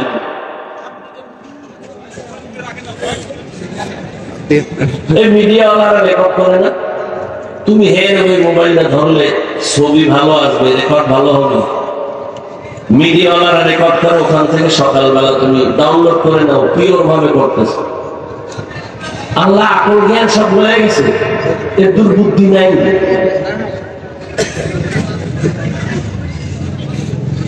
আল্লাহ হেদায়েত দান করুন। জীবনটাকে ধ্বংস করা, একটা ছুরি হাতে লয়ে গলা কাটা, এতে এত ক্ষতি হয় না। এই মোবাইল দিয়ে জীবনের যে ক্ষতি হইতেছে, তুমি মানবা না, কপাল পুড়ছে তো। আরে কপাল পুড়লে আমি হাফিজুর রহমান কেনা, মক্কা মদিনার ইমামও না, স্বয়ং রাসূল যদি বয়ান করে, এরপরে বেঈমানের কপাল পুড়বে। যদি কপাল পুড়েই যায়, আমি হাফিজুর রহমানকে, মক্কা মদিনার ইমামকে, স্বয়ং রাসূল যদি বয়ান করে, কপাল পুড়ে না। যেই রাসূলের চেহারা দেখলে জাহান্নাম হারাম, সেই রাসূলকে 13 বছর দেখলো, বয়ান শুনলো, এরপর কালেমা পড়ে নাই। কত বড় বেঈমান চিন্তা করতে পারেন আপনি? নবীকে পাশে বয়ে দেখছে একটানা 13 বছর, বয়ান শুনছে, এরপর কি করে নাই? এত বড় নিকৃষ্ট বেঈমানের নাম জানেন কি? অন্যদিকে 27 বছরের যুবক তরবারি নিয়ে দৌড়ায় আমার নবীকে জবাই করবে। কয় বছরের যুবক তরবারি নিয়ে দৌড়ায়, রহমতের নবীকে জবাই করার জন্য। রহমতের নবীর সামনে দাঁড়াইয়া একটা নজর দিয়া তরবারি ফালায়, নবী আমারে মাফ করে দেন, কালেমা রশি আমার গলায় লাগায় দেন। এই কপালওয়ালাকে কে? এজন্যই বলছি কপাল যদি পুড়ে যায়, আমি হাফিজুর রহমান কেন, মক্কা মদিনার ইমান কেন, স্বয়ং রাসূল বয়ান করলো বেঈমানের কপাল খুলে না। আর কপাল যদি খুলিয়া যায়, নবীরে জবাই করতে আসিয়াও বান্দা কালেমাওয়ালা হয়ে যায়। এর নাম কপাল। এই খিলগাঁওয়ের মুসলমানেরা বয়ানের প্রচারণা চলতেছিল, সবাই আসতে পারে নাই। আবার অনেকে বাসার থেকে বের হয়েছে, অমুক জায়গায় বয়ানে যাই, বেহেশতের এই প্যান্ডেলে ঢুকতে পারে নাই। এরা কোথায়? এরা মহিলা প্যান্ডেল তাওয়াফ করে, আবার কেউ দোকানে ঘুরে আর আড্ডা করে, তাজা তাজা কবিরা গুনাহ করে। আর কপালওয়ালারা ভেতরে ঢুকে গেল। কেমন কপাল! আল্লাহ ঘোষণা দেন, নবী বলেন, এই ময়দানে বসার সাথে সাথে আল্লাহ ঘোষণা দিয়েছেন, আমি সবার জীবনের সব গুনাহ মাফ করে দিলাম। জিন্দেগি মে বন্দগি তু করনা হে, जिंदगी में बंदगी तू करना है, जिंदगी में बंदगी शर्मिंदा है, जिंदगी में बंदगी शर्मिंदा है। यहाँ हम सब मुसाफिर दिल ना लगा, अहले दिल की नजर से रूह करता जा, शाह दौलत सब फकीर गर नेक नहीं, शाह दौलत सब फकीर गर नेक नहीं, जिंदगी में बंदगी तू करना है, जिंदगी में बंदगी तू करना है, जिंदगी में बंदगी शर्मिंदा है, जिंदगी में बंदगी शर्मिंदा है, जिंदगी में बंदगी कुन बंदगी, बंदगी पे जिंदगी शर्मिंदगी। যুবক বাবারা রাগ করো না, কলিজা যে আমাকে কত বড় তোমার বোঝানো যাবে না।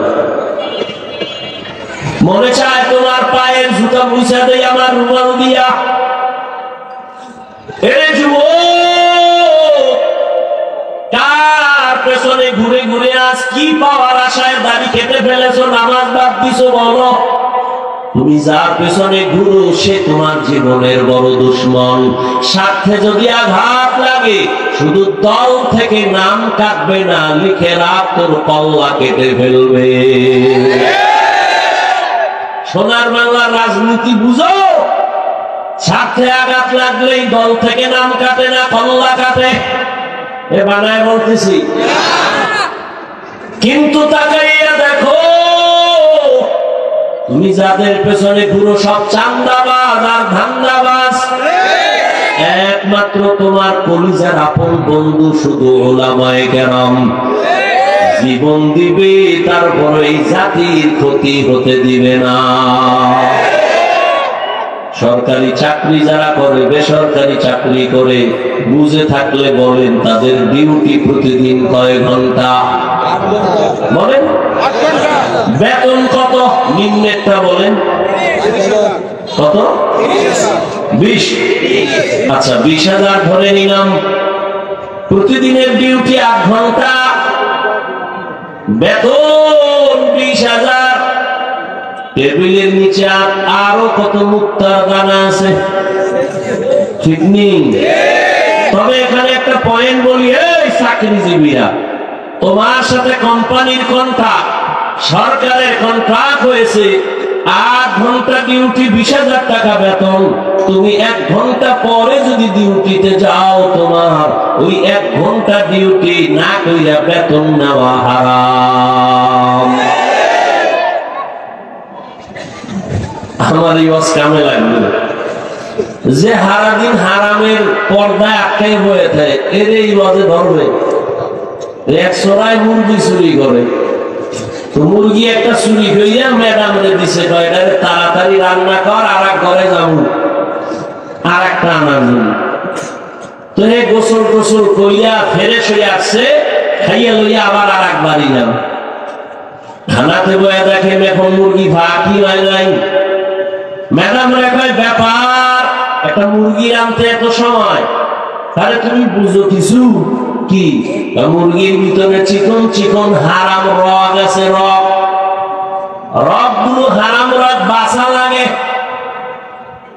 ম্যাডাম কপাল তোরটাও খারাপ, আমারটাও খারাপ, চুরি করা মুরগির হারাম বাসো কি?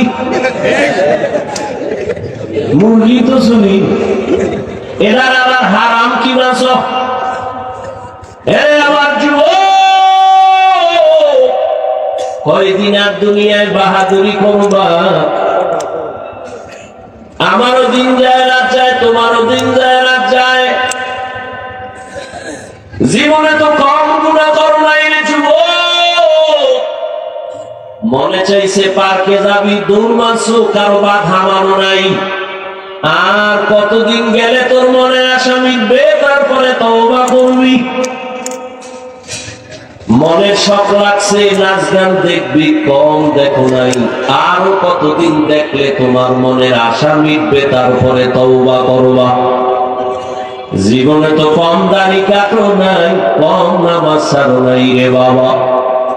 আর কতদিন দাড়ি কাটলে, নামাজ বাদ দিলে তোমার মনের আশা পূরণ হবে, তারপরে তুমি তওবা করবা। এবং একথাও বলো, তোমার হায়াতের আর বাকি আছে কতদিন? চোখের সামনে এখন যত লাশ দেখি, সুস্থ আর যুবকের লাশ। মহামারী করোনায় যুবকের লাশ, ছাত্র জনতার বৈষম্য বিরোধী আন্দোলনে যুবকের লাশ, ডেঙ্গুর ভেতরে যুবকের লাশ, গাড়ির নিচে যুবকের লাশ, পানির নিচে যুবকের লাশ, ঘুমের বিছানায় যুবকের লাশ, দরওয়াজা জানালা আটকাইয়া সারা রাত মোবাইল সামনে নিয়ে কবিরা গুনাহ তো জীবনে কম দেখলি না, আর কতবার দেখবা? এখনো কি তওবা করবা না? এমত অবস্থায় যদি আজরাইল আসিয়া দেখে তোর কানের মধ্যে গানের তার লাগানো, আর তুই মোবাইলে কবিরা গুনাহ দেখতেছ, এই মুহূর্তে যদি আজরাইল আসিয়া তোর রূহটারে ধরে ফেলে, বেঈমানের বুঝানো কঠিন। মুসলমান হিসাবে বলো তোমার উপায় কি হবে? মানুষের শখ থাকে, এই জিনিসটার মধ্যে কি জানি মজা নিছো তো, এখন ফিরে যাও। আমরা তো নিতেই পারলাম না। নাচ গানে অনেক মজা তুমি নিছো, আমরা তো নিতেই পারি নাই। না নিয়েই ফিরে গেলাম, আবার দোয়া চাই ওই পথ থেকে যেন বাঁচতে পারি।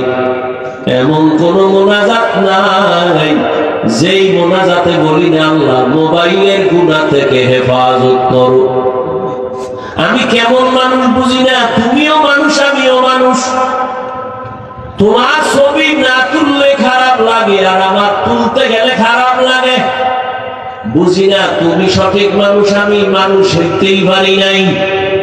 আমার মেধা খারাপ, আমার দিমাগ খারাপ, কারণ তোমরা 10 জন এক লাইনে, আমি একা আর এক লাইনে। তোমার নাচ গান দেখা বোঝা লাগে, আর আমি পাও ধরে বুঝাই। আর যাইও না, আমার মাওলার কোরআন মিথ্যা মনে করিও না। আমিও তো তোমার মতো প্যান্ট শার্ট টাই লাগায় দাড়ি কেটে যদি রাস্তায় মাস্তান হিসেবে ঘুরতাম কেউ বাধা দিত না, কিন্তু আমার মাওলার কোরআন পড়ে দেখলাম ১৫০০ বছর পর্যন্ত একটা ভুল কেউ বের করতে পারে নাই। এই বাংলাদেশে দেখা গেল কত কবরের লাশ ৩০ বছর পরে সাদা কাফন সহ তাজা কাফনের কোনো দাগ নাই। আবার কত কবরে সাপ আগুন ধোঁয়াও দেখা গেছে। যত কবরের লাশ ৩০ বছর ২০ বছর পরে দেখা গেল সাদা কাফনেও দাগ নাই। খবর নিয়ে দেখা গেল সব হলো নামাজীদের কবর, আর যাদের কবরে আযাব দেখা গেল সব হলো বেনামাজির কবর। রে বাবা, মনে বুঝাও, তোমার মতো যুবক স্কুলে কলেজে পড়ে যদি নামাজ পড়ে তুমি কেন পারবা না? তোমার মতো যুবক যদি জেনারেল লাইনে থাইকা রাস্তায় গাড়ি চালায় নামাজ পড়ে তুমি কেন পারবা না? ও আল্লাহর বান্দারা, আল্লাহ পাক আসরের কসম করে বলেন, ইন্নাল ইনসানা লাফি খুসর, সব মানুষগুলো জাহান্নামী। কিন্তু না, ৪ গুণওয়ালারা জাহান্নামী না। ইল্লাল্লাযীনা আমানু ওয়া আমিলুস সালিহাত, ১ নাম্বার যারা ঈমান আনবে নেক আমল করবে তারা জাহান্নামী না। প্রথম ২ গুণ হলো ঈমান আর আমল। এই ২টা গুণ হলো আল্লাহর হক। আর ২টা গুণ আছে, এটা বান্দার হক। বলে সে গুণ ২টা কি? বলে ওয়াতাওয়াসাউ বিল হক ওয়াতাওয়াসাউ বিস সবর। ঈমান আমলের দাওয়াত অন্যকে দাও, যারা ঈমান আমলের পথে চলে না বিরোধিতা করে তাদের বাধা দাও। তাহলে যারা ঈমান আনছেন আমল করেন অল্প অল্প তারা আল্লাহর হক আদায়ের পথে আছেন। এরপর জান্নাত রেডি নেই। আরো ২টা গুণ আছে, ওটা বান্দার হক। আল্লাহর হকের ত্রুটি থাকলে আল্লাহ ক্ষমা করবেন। বান্দার হক যদি কমতি থাকে বান্দা ক্ষমা না করলে আল্লাহ করবেন না। যেমন আপনি নামাজ পড়েন, পর্দা করেন, আপনার ছেলে মেয়ে আপনার হাল, আপনার ছেলে মেয়েকে নামাজের দাওয়াত দিছেননি। যদি গুনাহ করে বাধা দিছেননি, যদি বলেন দেই নাই, তাহলে আপনি বান্দার হক আদায় করেন নাই। আল্লাহর কোরআন সাক্ষী, কিয়ামতের দিন অনেক আমলওয়ালা বাবারাও সন্তানের অপরাধের কারণে জাহান্নামে চলে যাবে। কিয়ামতের দিন আল্লাহ বলবেন, এই ছেলে নামাজ পড়ছো পড়ি নাই, রোজা রাখছো রাখি নাই কেন? সন্তান বলবে আমার কোনো দোষ নাই, আমার মা বাবার কারণে আমি বেনামাজি, আমার মা বাবার কারণে আমি বেরোজাদার। কেন? আমার মা বাবায় নামাজের দাওয়াত দেয় নাই, আমার মা বাবা আমাকে রোজার কথা বলে নাই, আমার আব্বা জান মসজিদে যাইতো, ওয়াজে যাইতো, আমারে কখনো ডাকে নাই।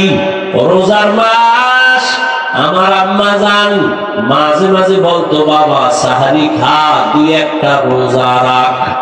আমার আব্বা বাধা দিয়া বলতো খবরদার আমার ছেলেটারে রোজা রাখাইও না, চেহারাটা নষ্ট হয়ে যাবে। ওই বাপ নামের কলম করে ধইরা জিজ্ঞাসা করতে মনে চাই, ও অযোগ্য বাবা, তোমার ছেলে রোজা রাখলে চেহারা নষ্ট হবে, আজকে তার হাতে যে মোবাইলটা দিয়েছো, সারা রাত মোবাইল দেখে দেখে চেহারা নষ্ট, আমল নষ্ট, চরিত্র নষ্ট। বলো তোমার এই চেহারা সন্তানের কোন মেডিসিন দিয়া ভালো বানাইবা? এই জন্য আল-আসরে সূরায় কি পাইলাম? ৪ গুণওয়ালারা জান্নাত পাবে, আর কেউ পাবে না। প্রথম ২ গুণ আল্লাহর হক, ঈমান আর আমল। দ্বিতীয় আরো ২টা গুণ বান্দার হক। ঈমান আমল নিজে আনলে হবে না, অন্যকে দাওয়াত দাও, যারা বিরোধিতা করে বাধা দাও। এই কারণে কিয়ামতের ময়দানে সন্তান মা বাবার আটকায় দিবে। কোরআনের আয়াত, রব্বানা ইন্না আতা'না সাদাতানা ওয়া কুবারানা فأضلونا السبيل আল্লাহ আমার অভিভাবক মুরব্বীরা আমারে বেনামাজি বানায় দিছে এবার আল্লাহকে ঠিক আছে মানলাম তোরে আমি একটা বিবেক দিছি ভালো মন্দ বুঝার জন্য কহা অনেক ছেলে নাই বাবা চায় না নামাজ পড়তে কিন্তু ছেলে এরপরও বলে এরকম নাই তাহলে তুই বিবেক দিয়া সঠিকটা কেন মানলি না আল্লাহ ভুলে গেছে তাহলে আজকে বিবেকের বিচার হবে ইন্নাস সামআ ওয়াল বাসারা ওয়াল ফুআদ কুল্লু উলাইকা কানা আনহু মাসউলা তোর বিবেকের বিচার হবে সন্তান বলবে আল্লাহ আমার একটা আবদার আছে কি যেই মা বাবা মুরব্বির কারণে আমি নামাজ শিখতে পারলাম না আমারে যদি তুমি বেতের বাড়ি একটা দেও আমার মা বাবারে ডবল দেওয়া লাগবে আমারে যে শাস্তি দিবা তার ডবল শাস্তি আমার মা বাবাকে দাও এটাও কোরআনের আয়াত সন্তান বলবে রব্বানা আতিহিম যিফাইনি মিনাল আযাব ওয়ালআনহুম লা'নান কাবীরা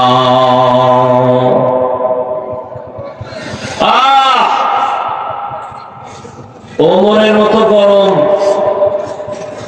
আদালতে বসা আর একটু সামনে আগাবো না শেষ করে দিন আমি শেষ করব অল্প টাইম ওমর বসা আদালতে বুড়া বাবা গিয়া ডাক দিয়া কয় খলিফাতুল মুসলিমিন আমার সন্তান আমার হক আদায় করে না বিচার দিলাম ওমর তো গরম কথার আগে তরবারি রেডি এই বুড়া একচেটিয়া কথার বিচার হবে না ছেলে হাজির করো আদালতে ছেলে হাজির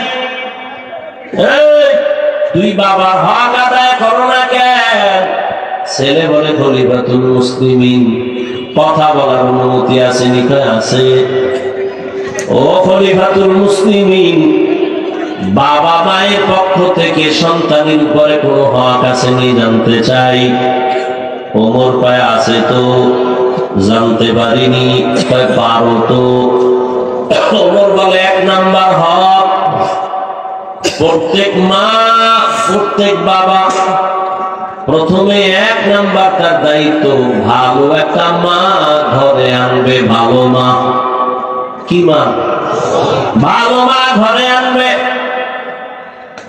ছেলে বলে আমার বাবা ভালো মানের আছে দানা কাটা ভরি কি ভরি দানা কাটা ভরি এ ঘরে এসে কয় বাবার দানা খারাপ মায়ের দানা খারাপ শেষে কয় স্বামীরে তোর দানাও খারাপ দানা কাটা ভরি যখন আইছে না এই কয় ছেলের স্বামীরে তোর বাবার আচরণ ভালো না কয়েকদিন পর কয় তোর মায়েরটাও ভালো না এইবার কয় কি করবো আলাদা বাড়ি ল ফেলাপ ল ভাড়া ল আলাদা যাইয়া ওরে ফকিন্নি বানাইয়া কয় তোর ডানাও ভালো না হিজরত করলাম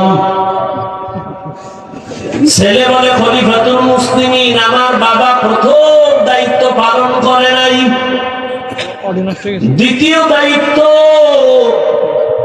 যখন ঘরে আসবে আল্লাহর কাছে একটা নেককার সন্তানের দোয়া করবে সন্তান আসবে দুনিয়াতে আসার পরে সন্তানের ডান কানে আযান বাম কানে কামত ছেলে ভাই এই দায়িত্ব বাবাই পালন করে নাই এই ঢাকা শিক্ষিত দামি মুসলমান দুনিয়া কত আপডেট বাচ্চা হইলেই খালি হসপিটালে দৌড়ায় এই পরীক্ষা সেই পরীক্ষা যত আপডেট ততই মরণ কাছাকাছি যত আধুনিক ততই মরণের ফাঁক হসপিটালে গেলে ডাক্তার বলে সিজার ছাড়া উপায় নাই এবার সিজার করাইছে হসপিটালে বাংলাদেশে একটা হসপিটালেও কি আছে কোন মুয়াজ্জিন সন্তানের কানে আযান দেয় ইকামত দেয় শেষ জবাই হয়ে গেছে কে বলবে এই কথা কে মানবে এই কথা ডান কানে আযান, বাম কানে ইকামত। আমার বাবা হক আদায় করে নাই। 7 দিনের দিন চুল ফালাই একটা নাম রাখবে, আকিকা করবে। ছেলেটা আমার বাবা সেই হক আদায় করে নাই, ভালো একটা নাম রাখে নাই। আমার নাম রাখছে জহুল, আমাদের বাংলায় রাখে জুয়েল, কোয়েল, দোয়েল, হাসি, খুশি। দেখেন সন্তানের নাম তুফান, দেখেন সবুজ, ছেলের নাম রাখছে গম্বুজ। সারা দুনিয়া খুঁজো, শুধু বাংলাদেশ না, সারা দুনিয়া খুঁজা দেখো বিধর্মীর ঘরে আব্দুর রহমান আসেনি? আছে? কোন বিধর্মীর বাড়িতে রহিমা খাতুন আসেনি? মুসলমান তুমি এত বেহায়া কেন? ঘরে ঘরে ঘরে ঘরে বেঈমানের নাম। এদিন একটা মোহাম্মতের ছেলে জিগে নাম কি কয়? সুমেল। তোর বাবার নাম কি? ভাইয়ের নাম কি? একটার নাম রুমেল। আমি আর একটা রাগ হইলে এটার নাম রাখবি হিমেল। এরপরে তোর পোলা হইলে এটার নাম রাখবি জিমেল। আধুনিক নাম এই শিলায় যদি আল্লাহ মাফ করো। হায় হায় হায়, আল্লাহ হেদায়েত দান করুন। আচ্ছা, ইসলামে কি নামের অভাব? আর গজবটা নাম রাখা লাগবে কেন? নামেরও কিন্তু বরকত আছে, নামেরও কি আছে? সহিহ হাদিস, কিয়ামতের দিন শুধু নামের বরকতে জান্নাত পাবে। কই তোর নাম ঘুষাই নিয়ে আইলে আমি মুখে আনতো লজ্জা লাগে, এত বেলাইনের নাম। আল্লাহ হেদায়েত দান করুন। ভাইরা আমার, 4 গুণওয়ালারা জান্নাতে যাবে। প্রথম 2 গুণ আল্লাহর হক, ঈমান আর নেক আমল। দ্বিতীয় 2 গুণ হলো বান্দার হক, ঈমান আমলের দাওয়াত অন্যকে দাও, যারা বিরোধিতা করে তাদের বাধা দাও। বান্দার হক যদি দুর্বল থাকে, বান্দা ক্ষমা না দিলে আল্লাহ ক্ষমা করবেন না। এরে আল্লাহর বান্দা, ও নামাজি বাবা, যারা টুকটাক আমল করেন, আপনার সন্তানের কি হালাত, আপনার স্ত্রীর কি হালাত? ও যুবক, ও বৃদ্ধ বাবাজি, ভালো একটা মা ঘরে আনবেন। সন্তানের একটা ভালো নাম রাখছেননি, সন্তানটাকে আদব শিখাইছেননি। বাবার দায়িত্ব সন্তানের কি শিখাবে? কথা হয় না, আদব কি শিখাবে? কেন মোবাইল হাতে দিয়ে ব্যর্থ বানাই দিচ্ছে। দুনিয়াতে আদব, শ্রেষ্ঠ আদবওয়ালা রহমতের নবী আমার। কেমন আদবওয়ালা? 63 বছর হায়াতে নবী কোনদিন মিথ্যা বলেন নাই, কাউকে গালি দেন নাই, হাজারো গালি শুনছেন, জবাব দেন নাই, চোখ 2টা গরম করে কারো দিকে তাকান নাই। ওই নবীর আদর্শের শিক্ষাই হলো আদবওয়ালা শিক্ষা, ঠিক না? আর এখন মুয়াজ্জিন যখন আযান দিতে ঘুম থেকে উঠে ফজরের সময়, আম্মা যেন উঠে সন্তানকে স্কুলে পাঠাবার জন্য, ঠিক নেই? ওখানে বই ফ্রি, গাড়ি ফ্রি, নাস্তা ফ্রি, টাকা ফ্রি, পোশাক ফ্রি। গিয়া কি করবে? বলে পড়াবে সর, অজগর, সরায়া, আফা। সন্তান মায়ের এটা মা, অজাগর কি? এটা আগুন। আগুন সন্তানের ভিতরে লালন করতেছে। আগুন মানি গরম। যত বড় হয় ততই বোতল ভাঙিয়ে, গেলাস ভাঙিয়ে। কি অজাগর কি?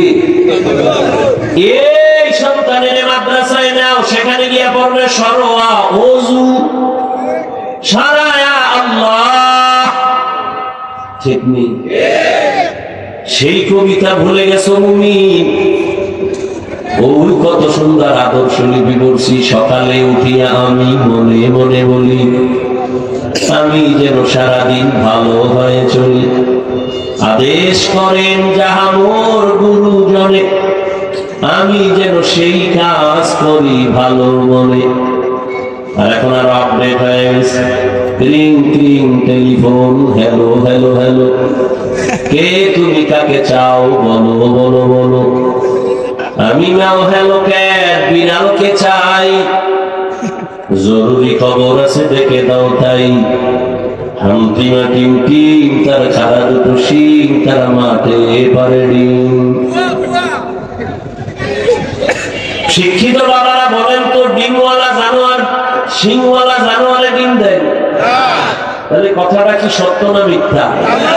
আল্লাহর কসম, যেই শিক্ষার ফাউন্ডেশন মিথ্যার উপরে হবে, ওই শিক্ষার দ্বারা জাতি চোর হবে, ডাকাত হবে, কোনদিন আদৌ বলা হবে না। ও আল্লাহর বান্দারা, ঢাকা কলেজে গিয়ে দেখো, কলেজে ক্লাস করে তোমার মতো যুবক, মাথায় পাগড়ি, বড় বড় দাড়ি, বড় জামা, পেছন দিক দিয়ে তাকাইলে মনে হয় মসজিদের খতিব। এই যুবক বাবা, কোন মসজিদের খতিব আপনি? আস্তাগফিরুল্লাহ, আমি তো আরবি ভালো করে জানি না। তো আপনার মাথায় পাগড়ি কেন, দাড়ি কেন, জামা কেন, করেন কি? ঢাকা কলেজে পড়ি। এমন কেন সুরত? বলে মা বাবার দোয়া আর আমার উলামায়ে কেরামের নেক নজর লাগাইছি। আমি ক্লাস করি কলেজে, আমি দাড়ি ফালাই না, আমি টুপি রাখি, পাগড়ি পরে ক্লাস করি, আজান হলে নামাজ পড়ি। আমার মা বাবাও দোয়া করে, আলেম দোয়া করে, শিক্ষকেরাও আমার জন্য দোয়া করে। ও বাবা, তুমি কেন পারবা না? ও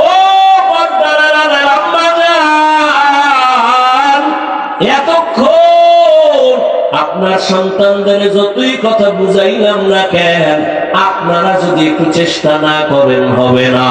কারণ গাছ ভালো হলে ফল ভালো হবে, মা বাবা ভালো হলেই তো সন্তান ভালো হবে।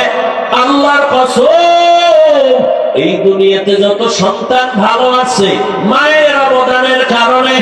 যত ভালো সন্তান, ওসি সাহেবের ব্যবহার ভালো, খবর নিয়ে দেখবেন তার মা ভালো। এসপি সাহেবের ব্যবহার ভালো, খবর নিয়ে দেখবেন তার মায়ের আদর্শ ভালো। এরে আমরা জানেরা, আপনাদের মতো কত মা এখনো এই এলাকায় কি নাই? পর্দা করে, নামাজ পড়ে, স্বামীর মাল হেফাজত করে, মোবাইলে সময় নষ্ট করে না, এমন মা নাই? এরে আম্মা জান, আপনি কেন পারবেন না? আপনাদের তো কত দাম। আপনারা তো নবীদের মায়ের মতো দামি মা, সাহাবায়ে কেরামদের মায়ের মতো দামি মা। আপনারা তো খাদিজা রাদিয়াল্লাহু আনহার মতো দামি নারী, ফাতেমা রাদিয়াল্লাহু আনহার মতো দামি নারী, আয়েশা রাদিয়াল্লাহু আনহার মতো দামি নারী। এই দুনিয়াতে ইসমাঈল নবীর মা হাজেরা আলাইহিস সালামের মতো দামি নারী। আপনারা তো ঈসা নবীর মা মারিয়াম আলাইহিস সালামের মতো দামি নারী। আল্লাহর এক বড় দুশমন ফেরাউন, জানেননি তার স্ত্রীর নাম কি? এই আসিয়া কত দামি। এত বড় বেঈমান ফেরাউনের ঘরে থাইকা কত বড় ক্ষমতা, কত টাকা। আসিয়া সব কিছু লাথি মেরে ফালাইয়া আমার আল্লাহকে আপন করেছেন। ও পর্দার আম্মা জানেরা, আপনার স্বামী তো ফেরাউনের মতো খারাপ না। আপনি কি পারতেন না নামাজ পড়ে পড়ে আল্লাহর কাছে দোয়া করতে? ও আল্লাহ, আমার স্বামী কত কষ্ট করে কামাই রুজি করে, তুমি তার হেফাজত করো, কামাই রুজিতে বরকত বাড়াও। ঘরে আসলে নামাজের দাওয়াত দিতেন আর স্বামীকে বুঝাইতেন, ও স্বামী আমার, মা বাবার আদর মায়া ছাড়িয়া তোমার সংসারে আসছি, তোমার কাছে আমার দাবি, হারাম টাকা কামাই করবা না, হারাম মাল ঘরে আনবা না, সন্তানের হারাম খাওয়াইয়া আমরাও হারামকে আমাদের রক্ত নাপাক করব না। মা যদি স্বামীকে বুঝাইতেন, কোন স্বামী হারাম মাল ঘরে নেওয়ার সাহস পেত না। এরে আম্মা জান, এখনো সময় আছে, তওবা করেন। জীবনে তো কম বেপরদায় ঘুরলেন না, মোবাইলে কম সময় নষ্ট করলেন না। এখন অনুরোধ করে বলি,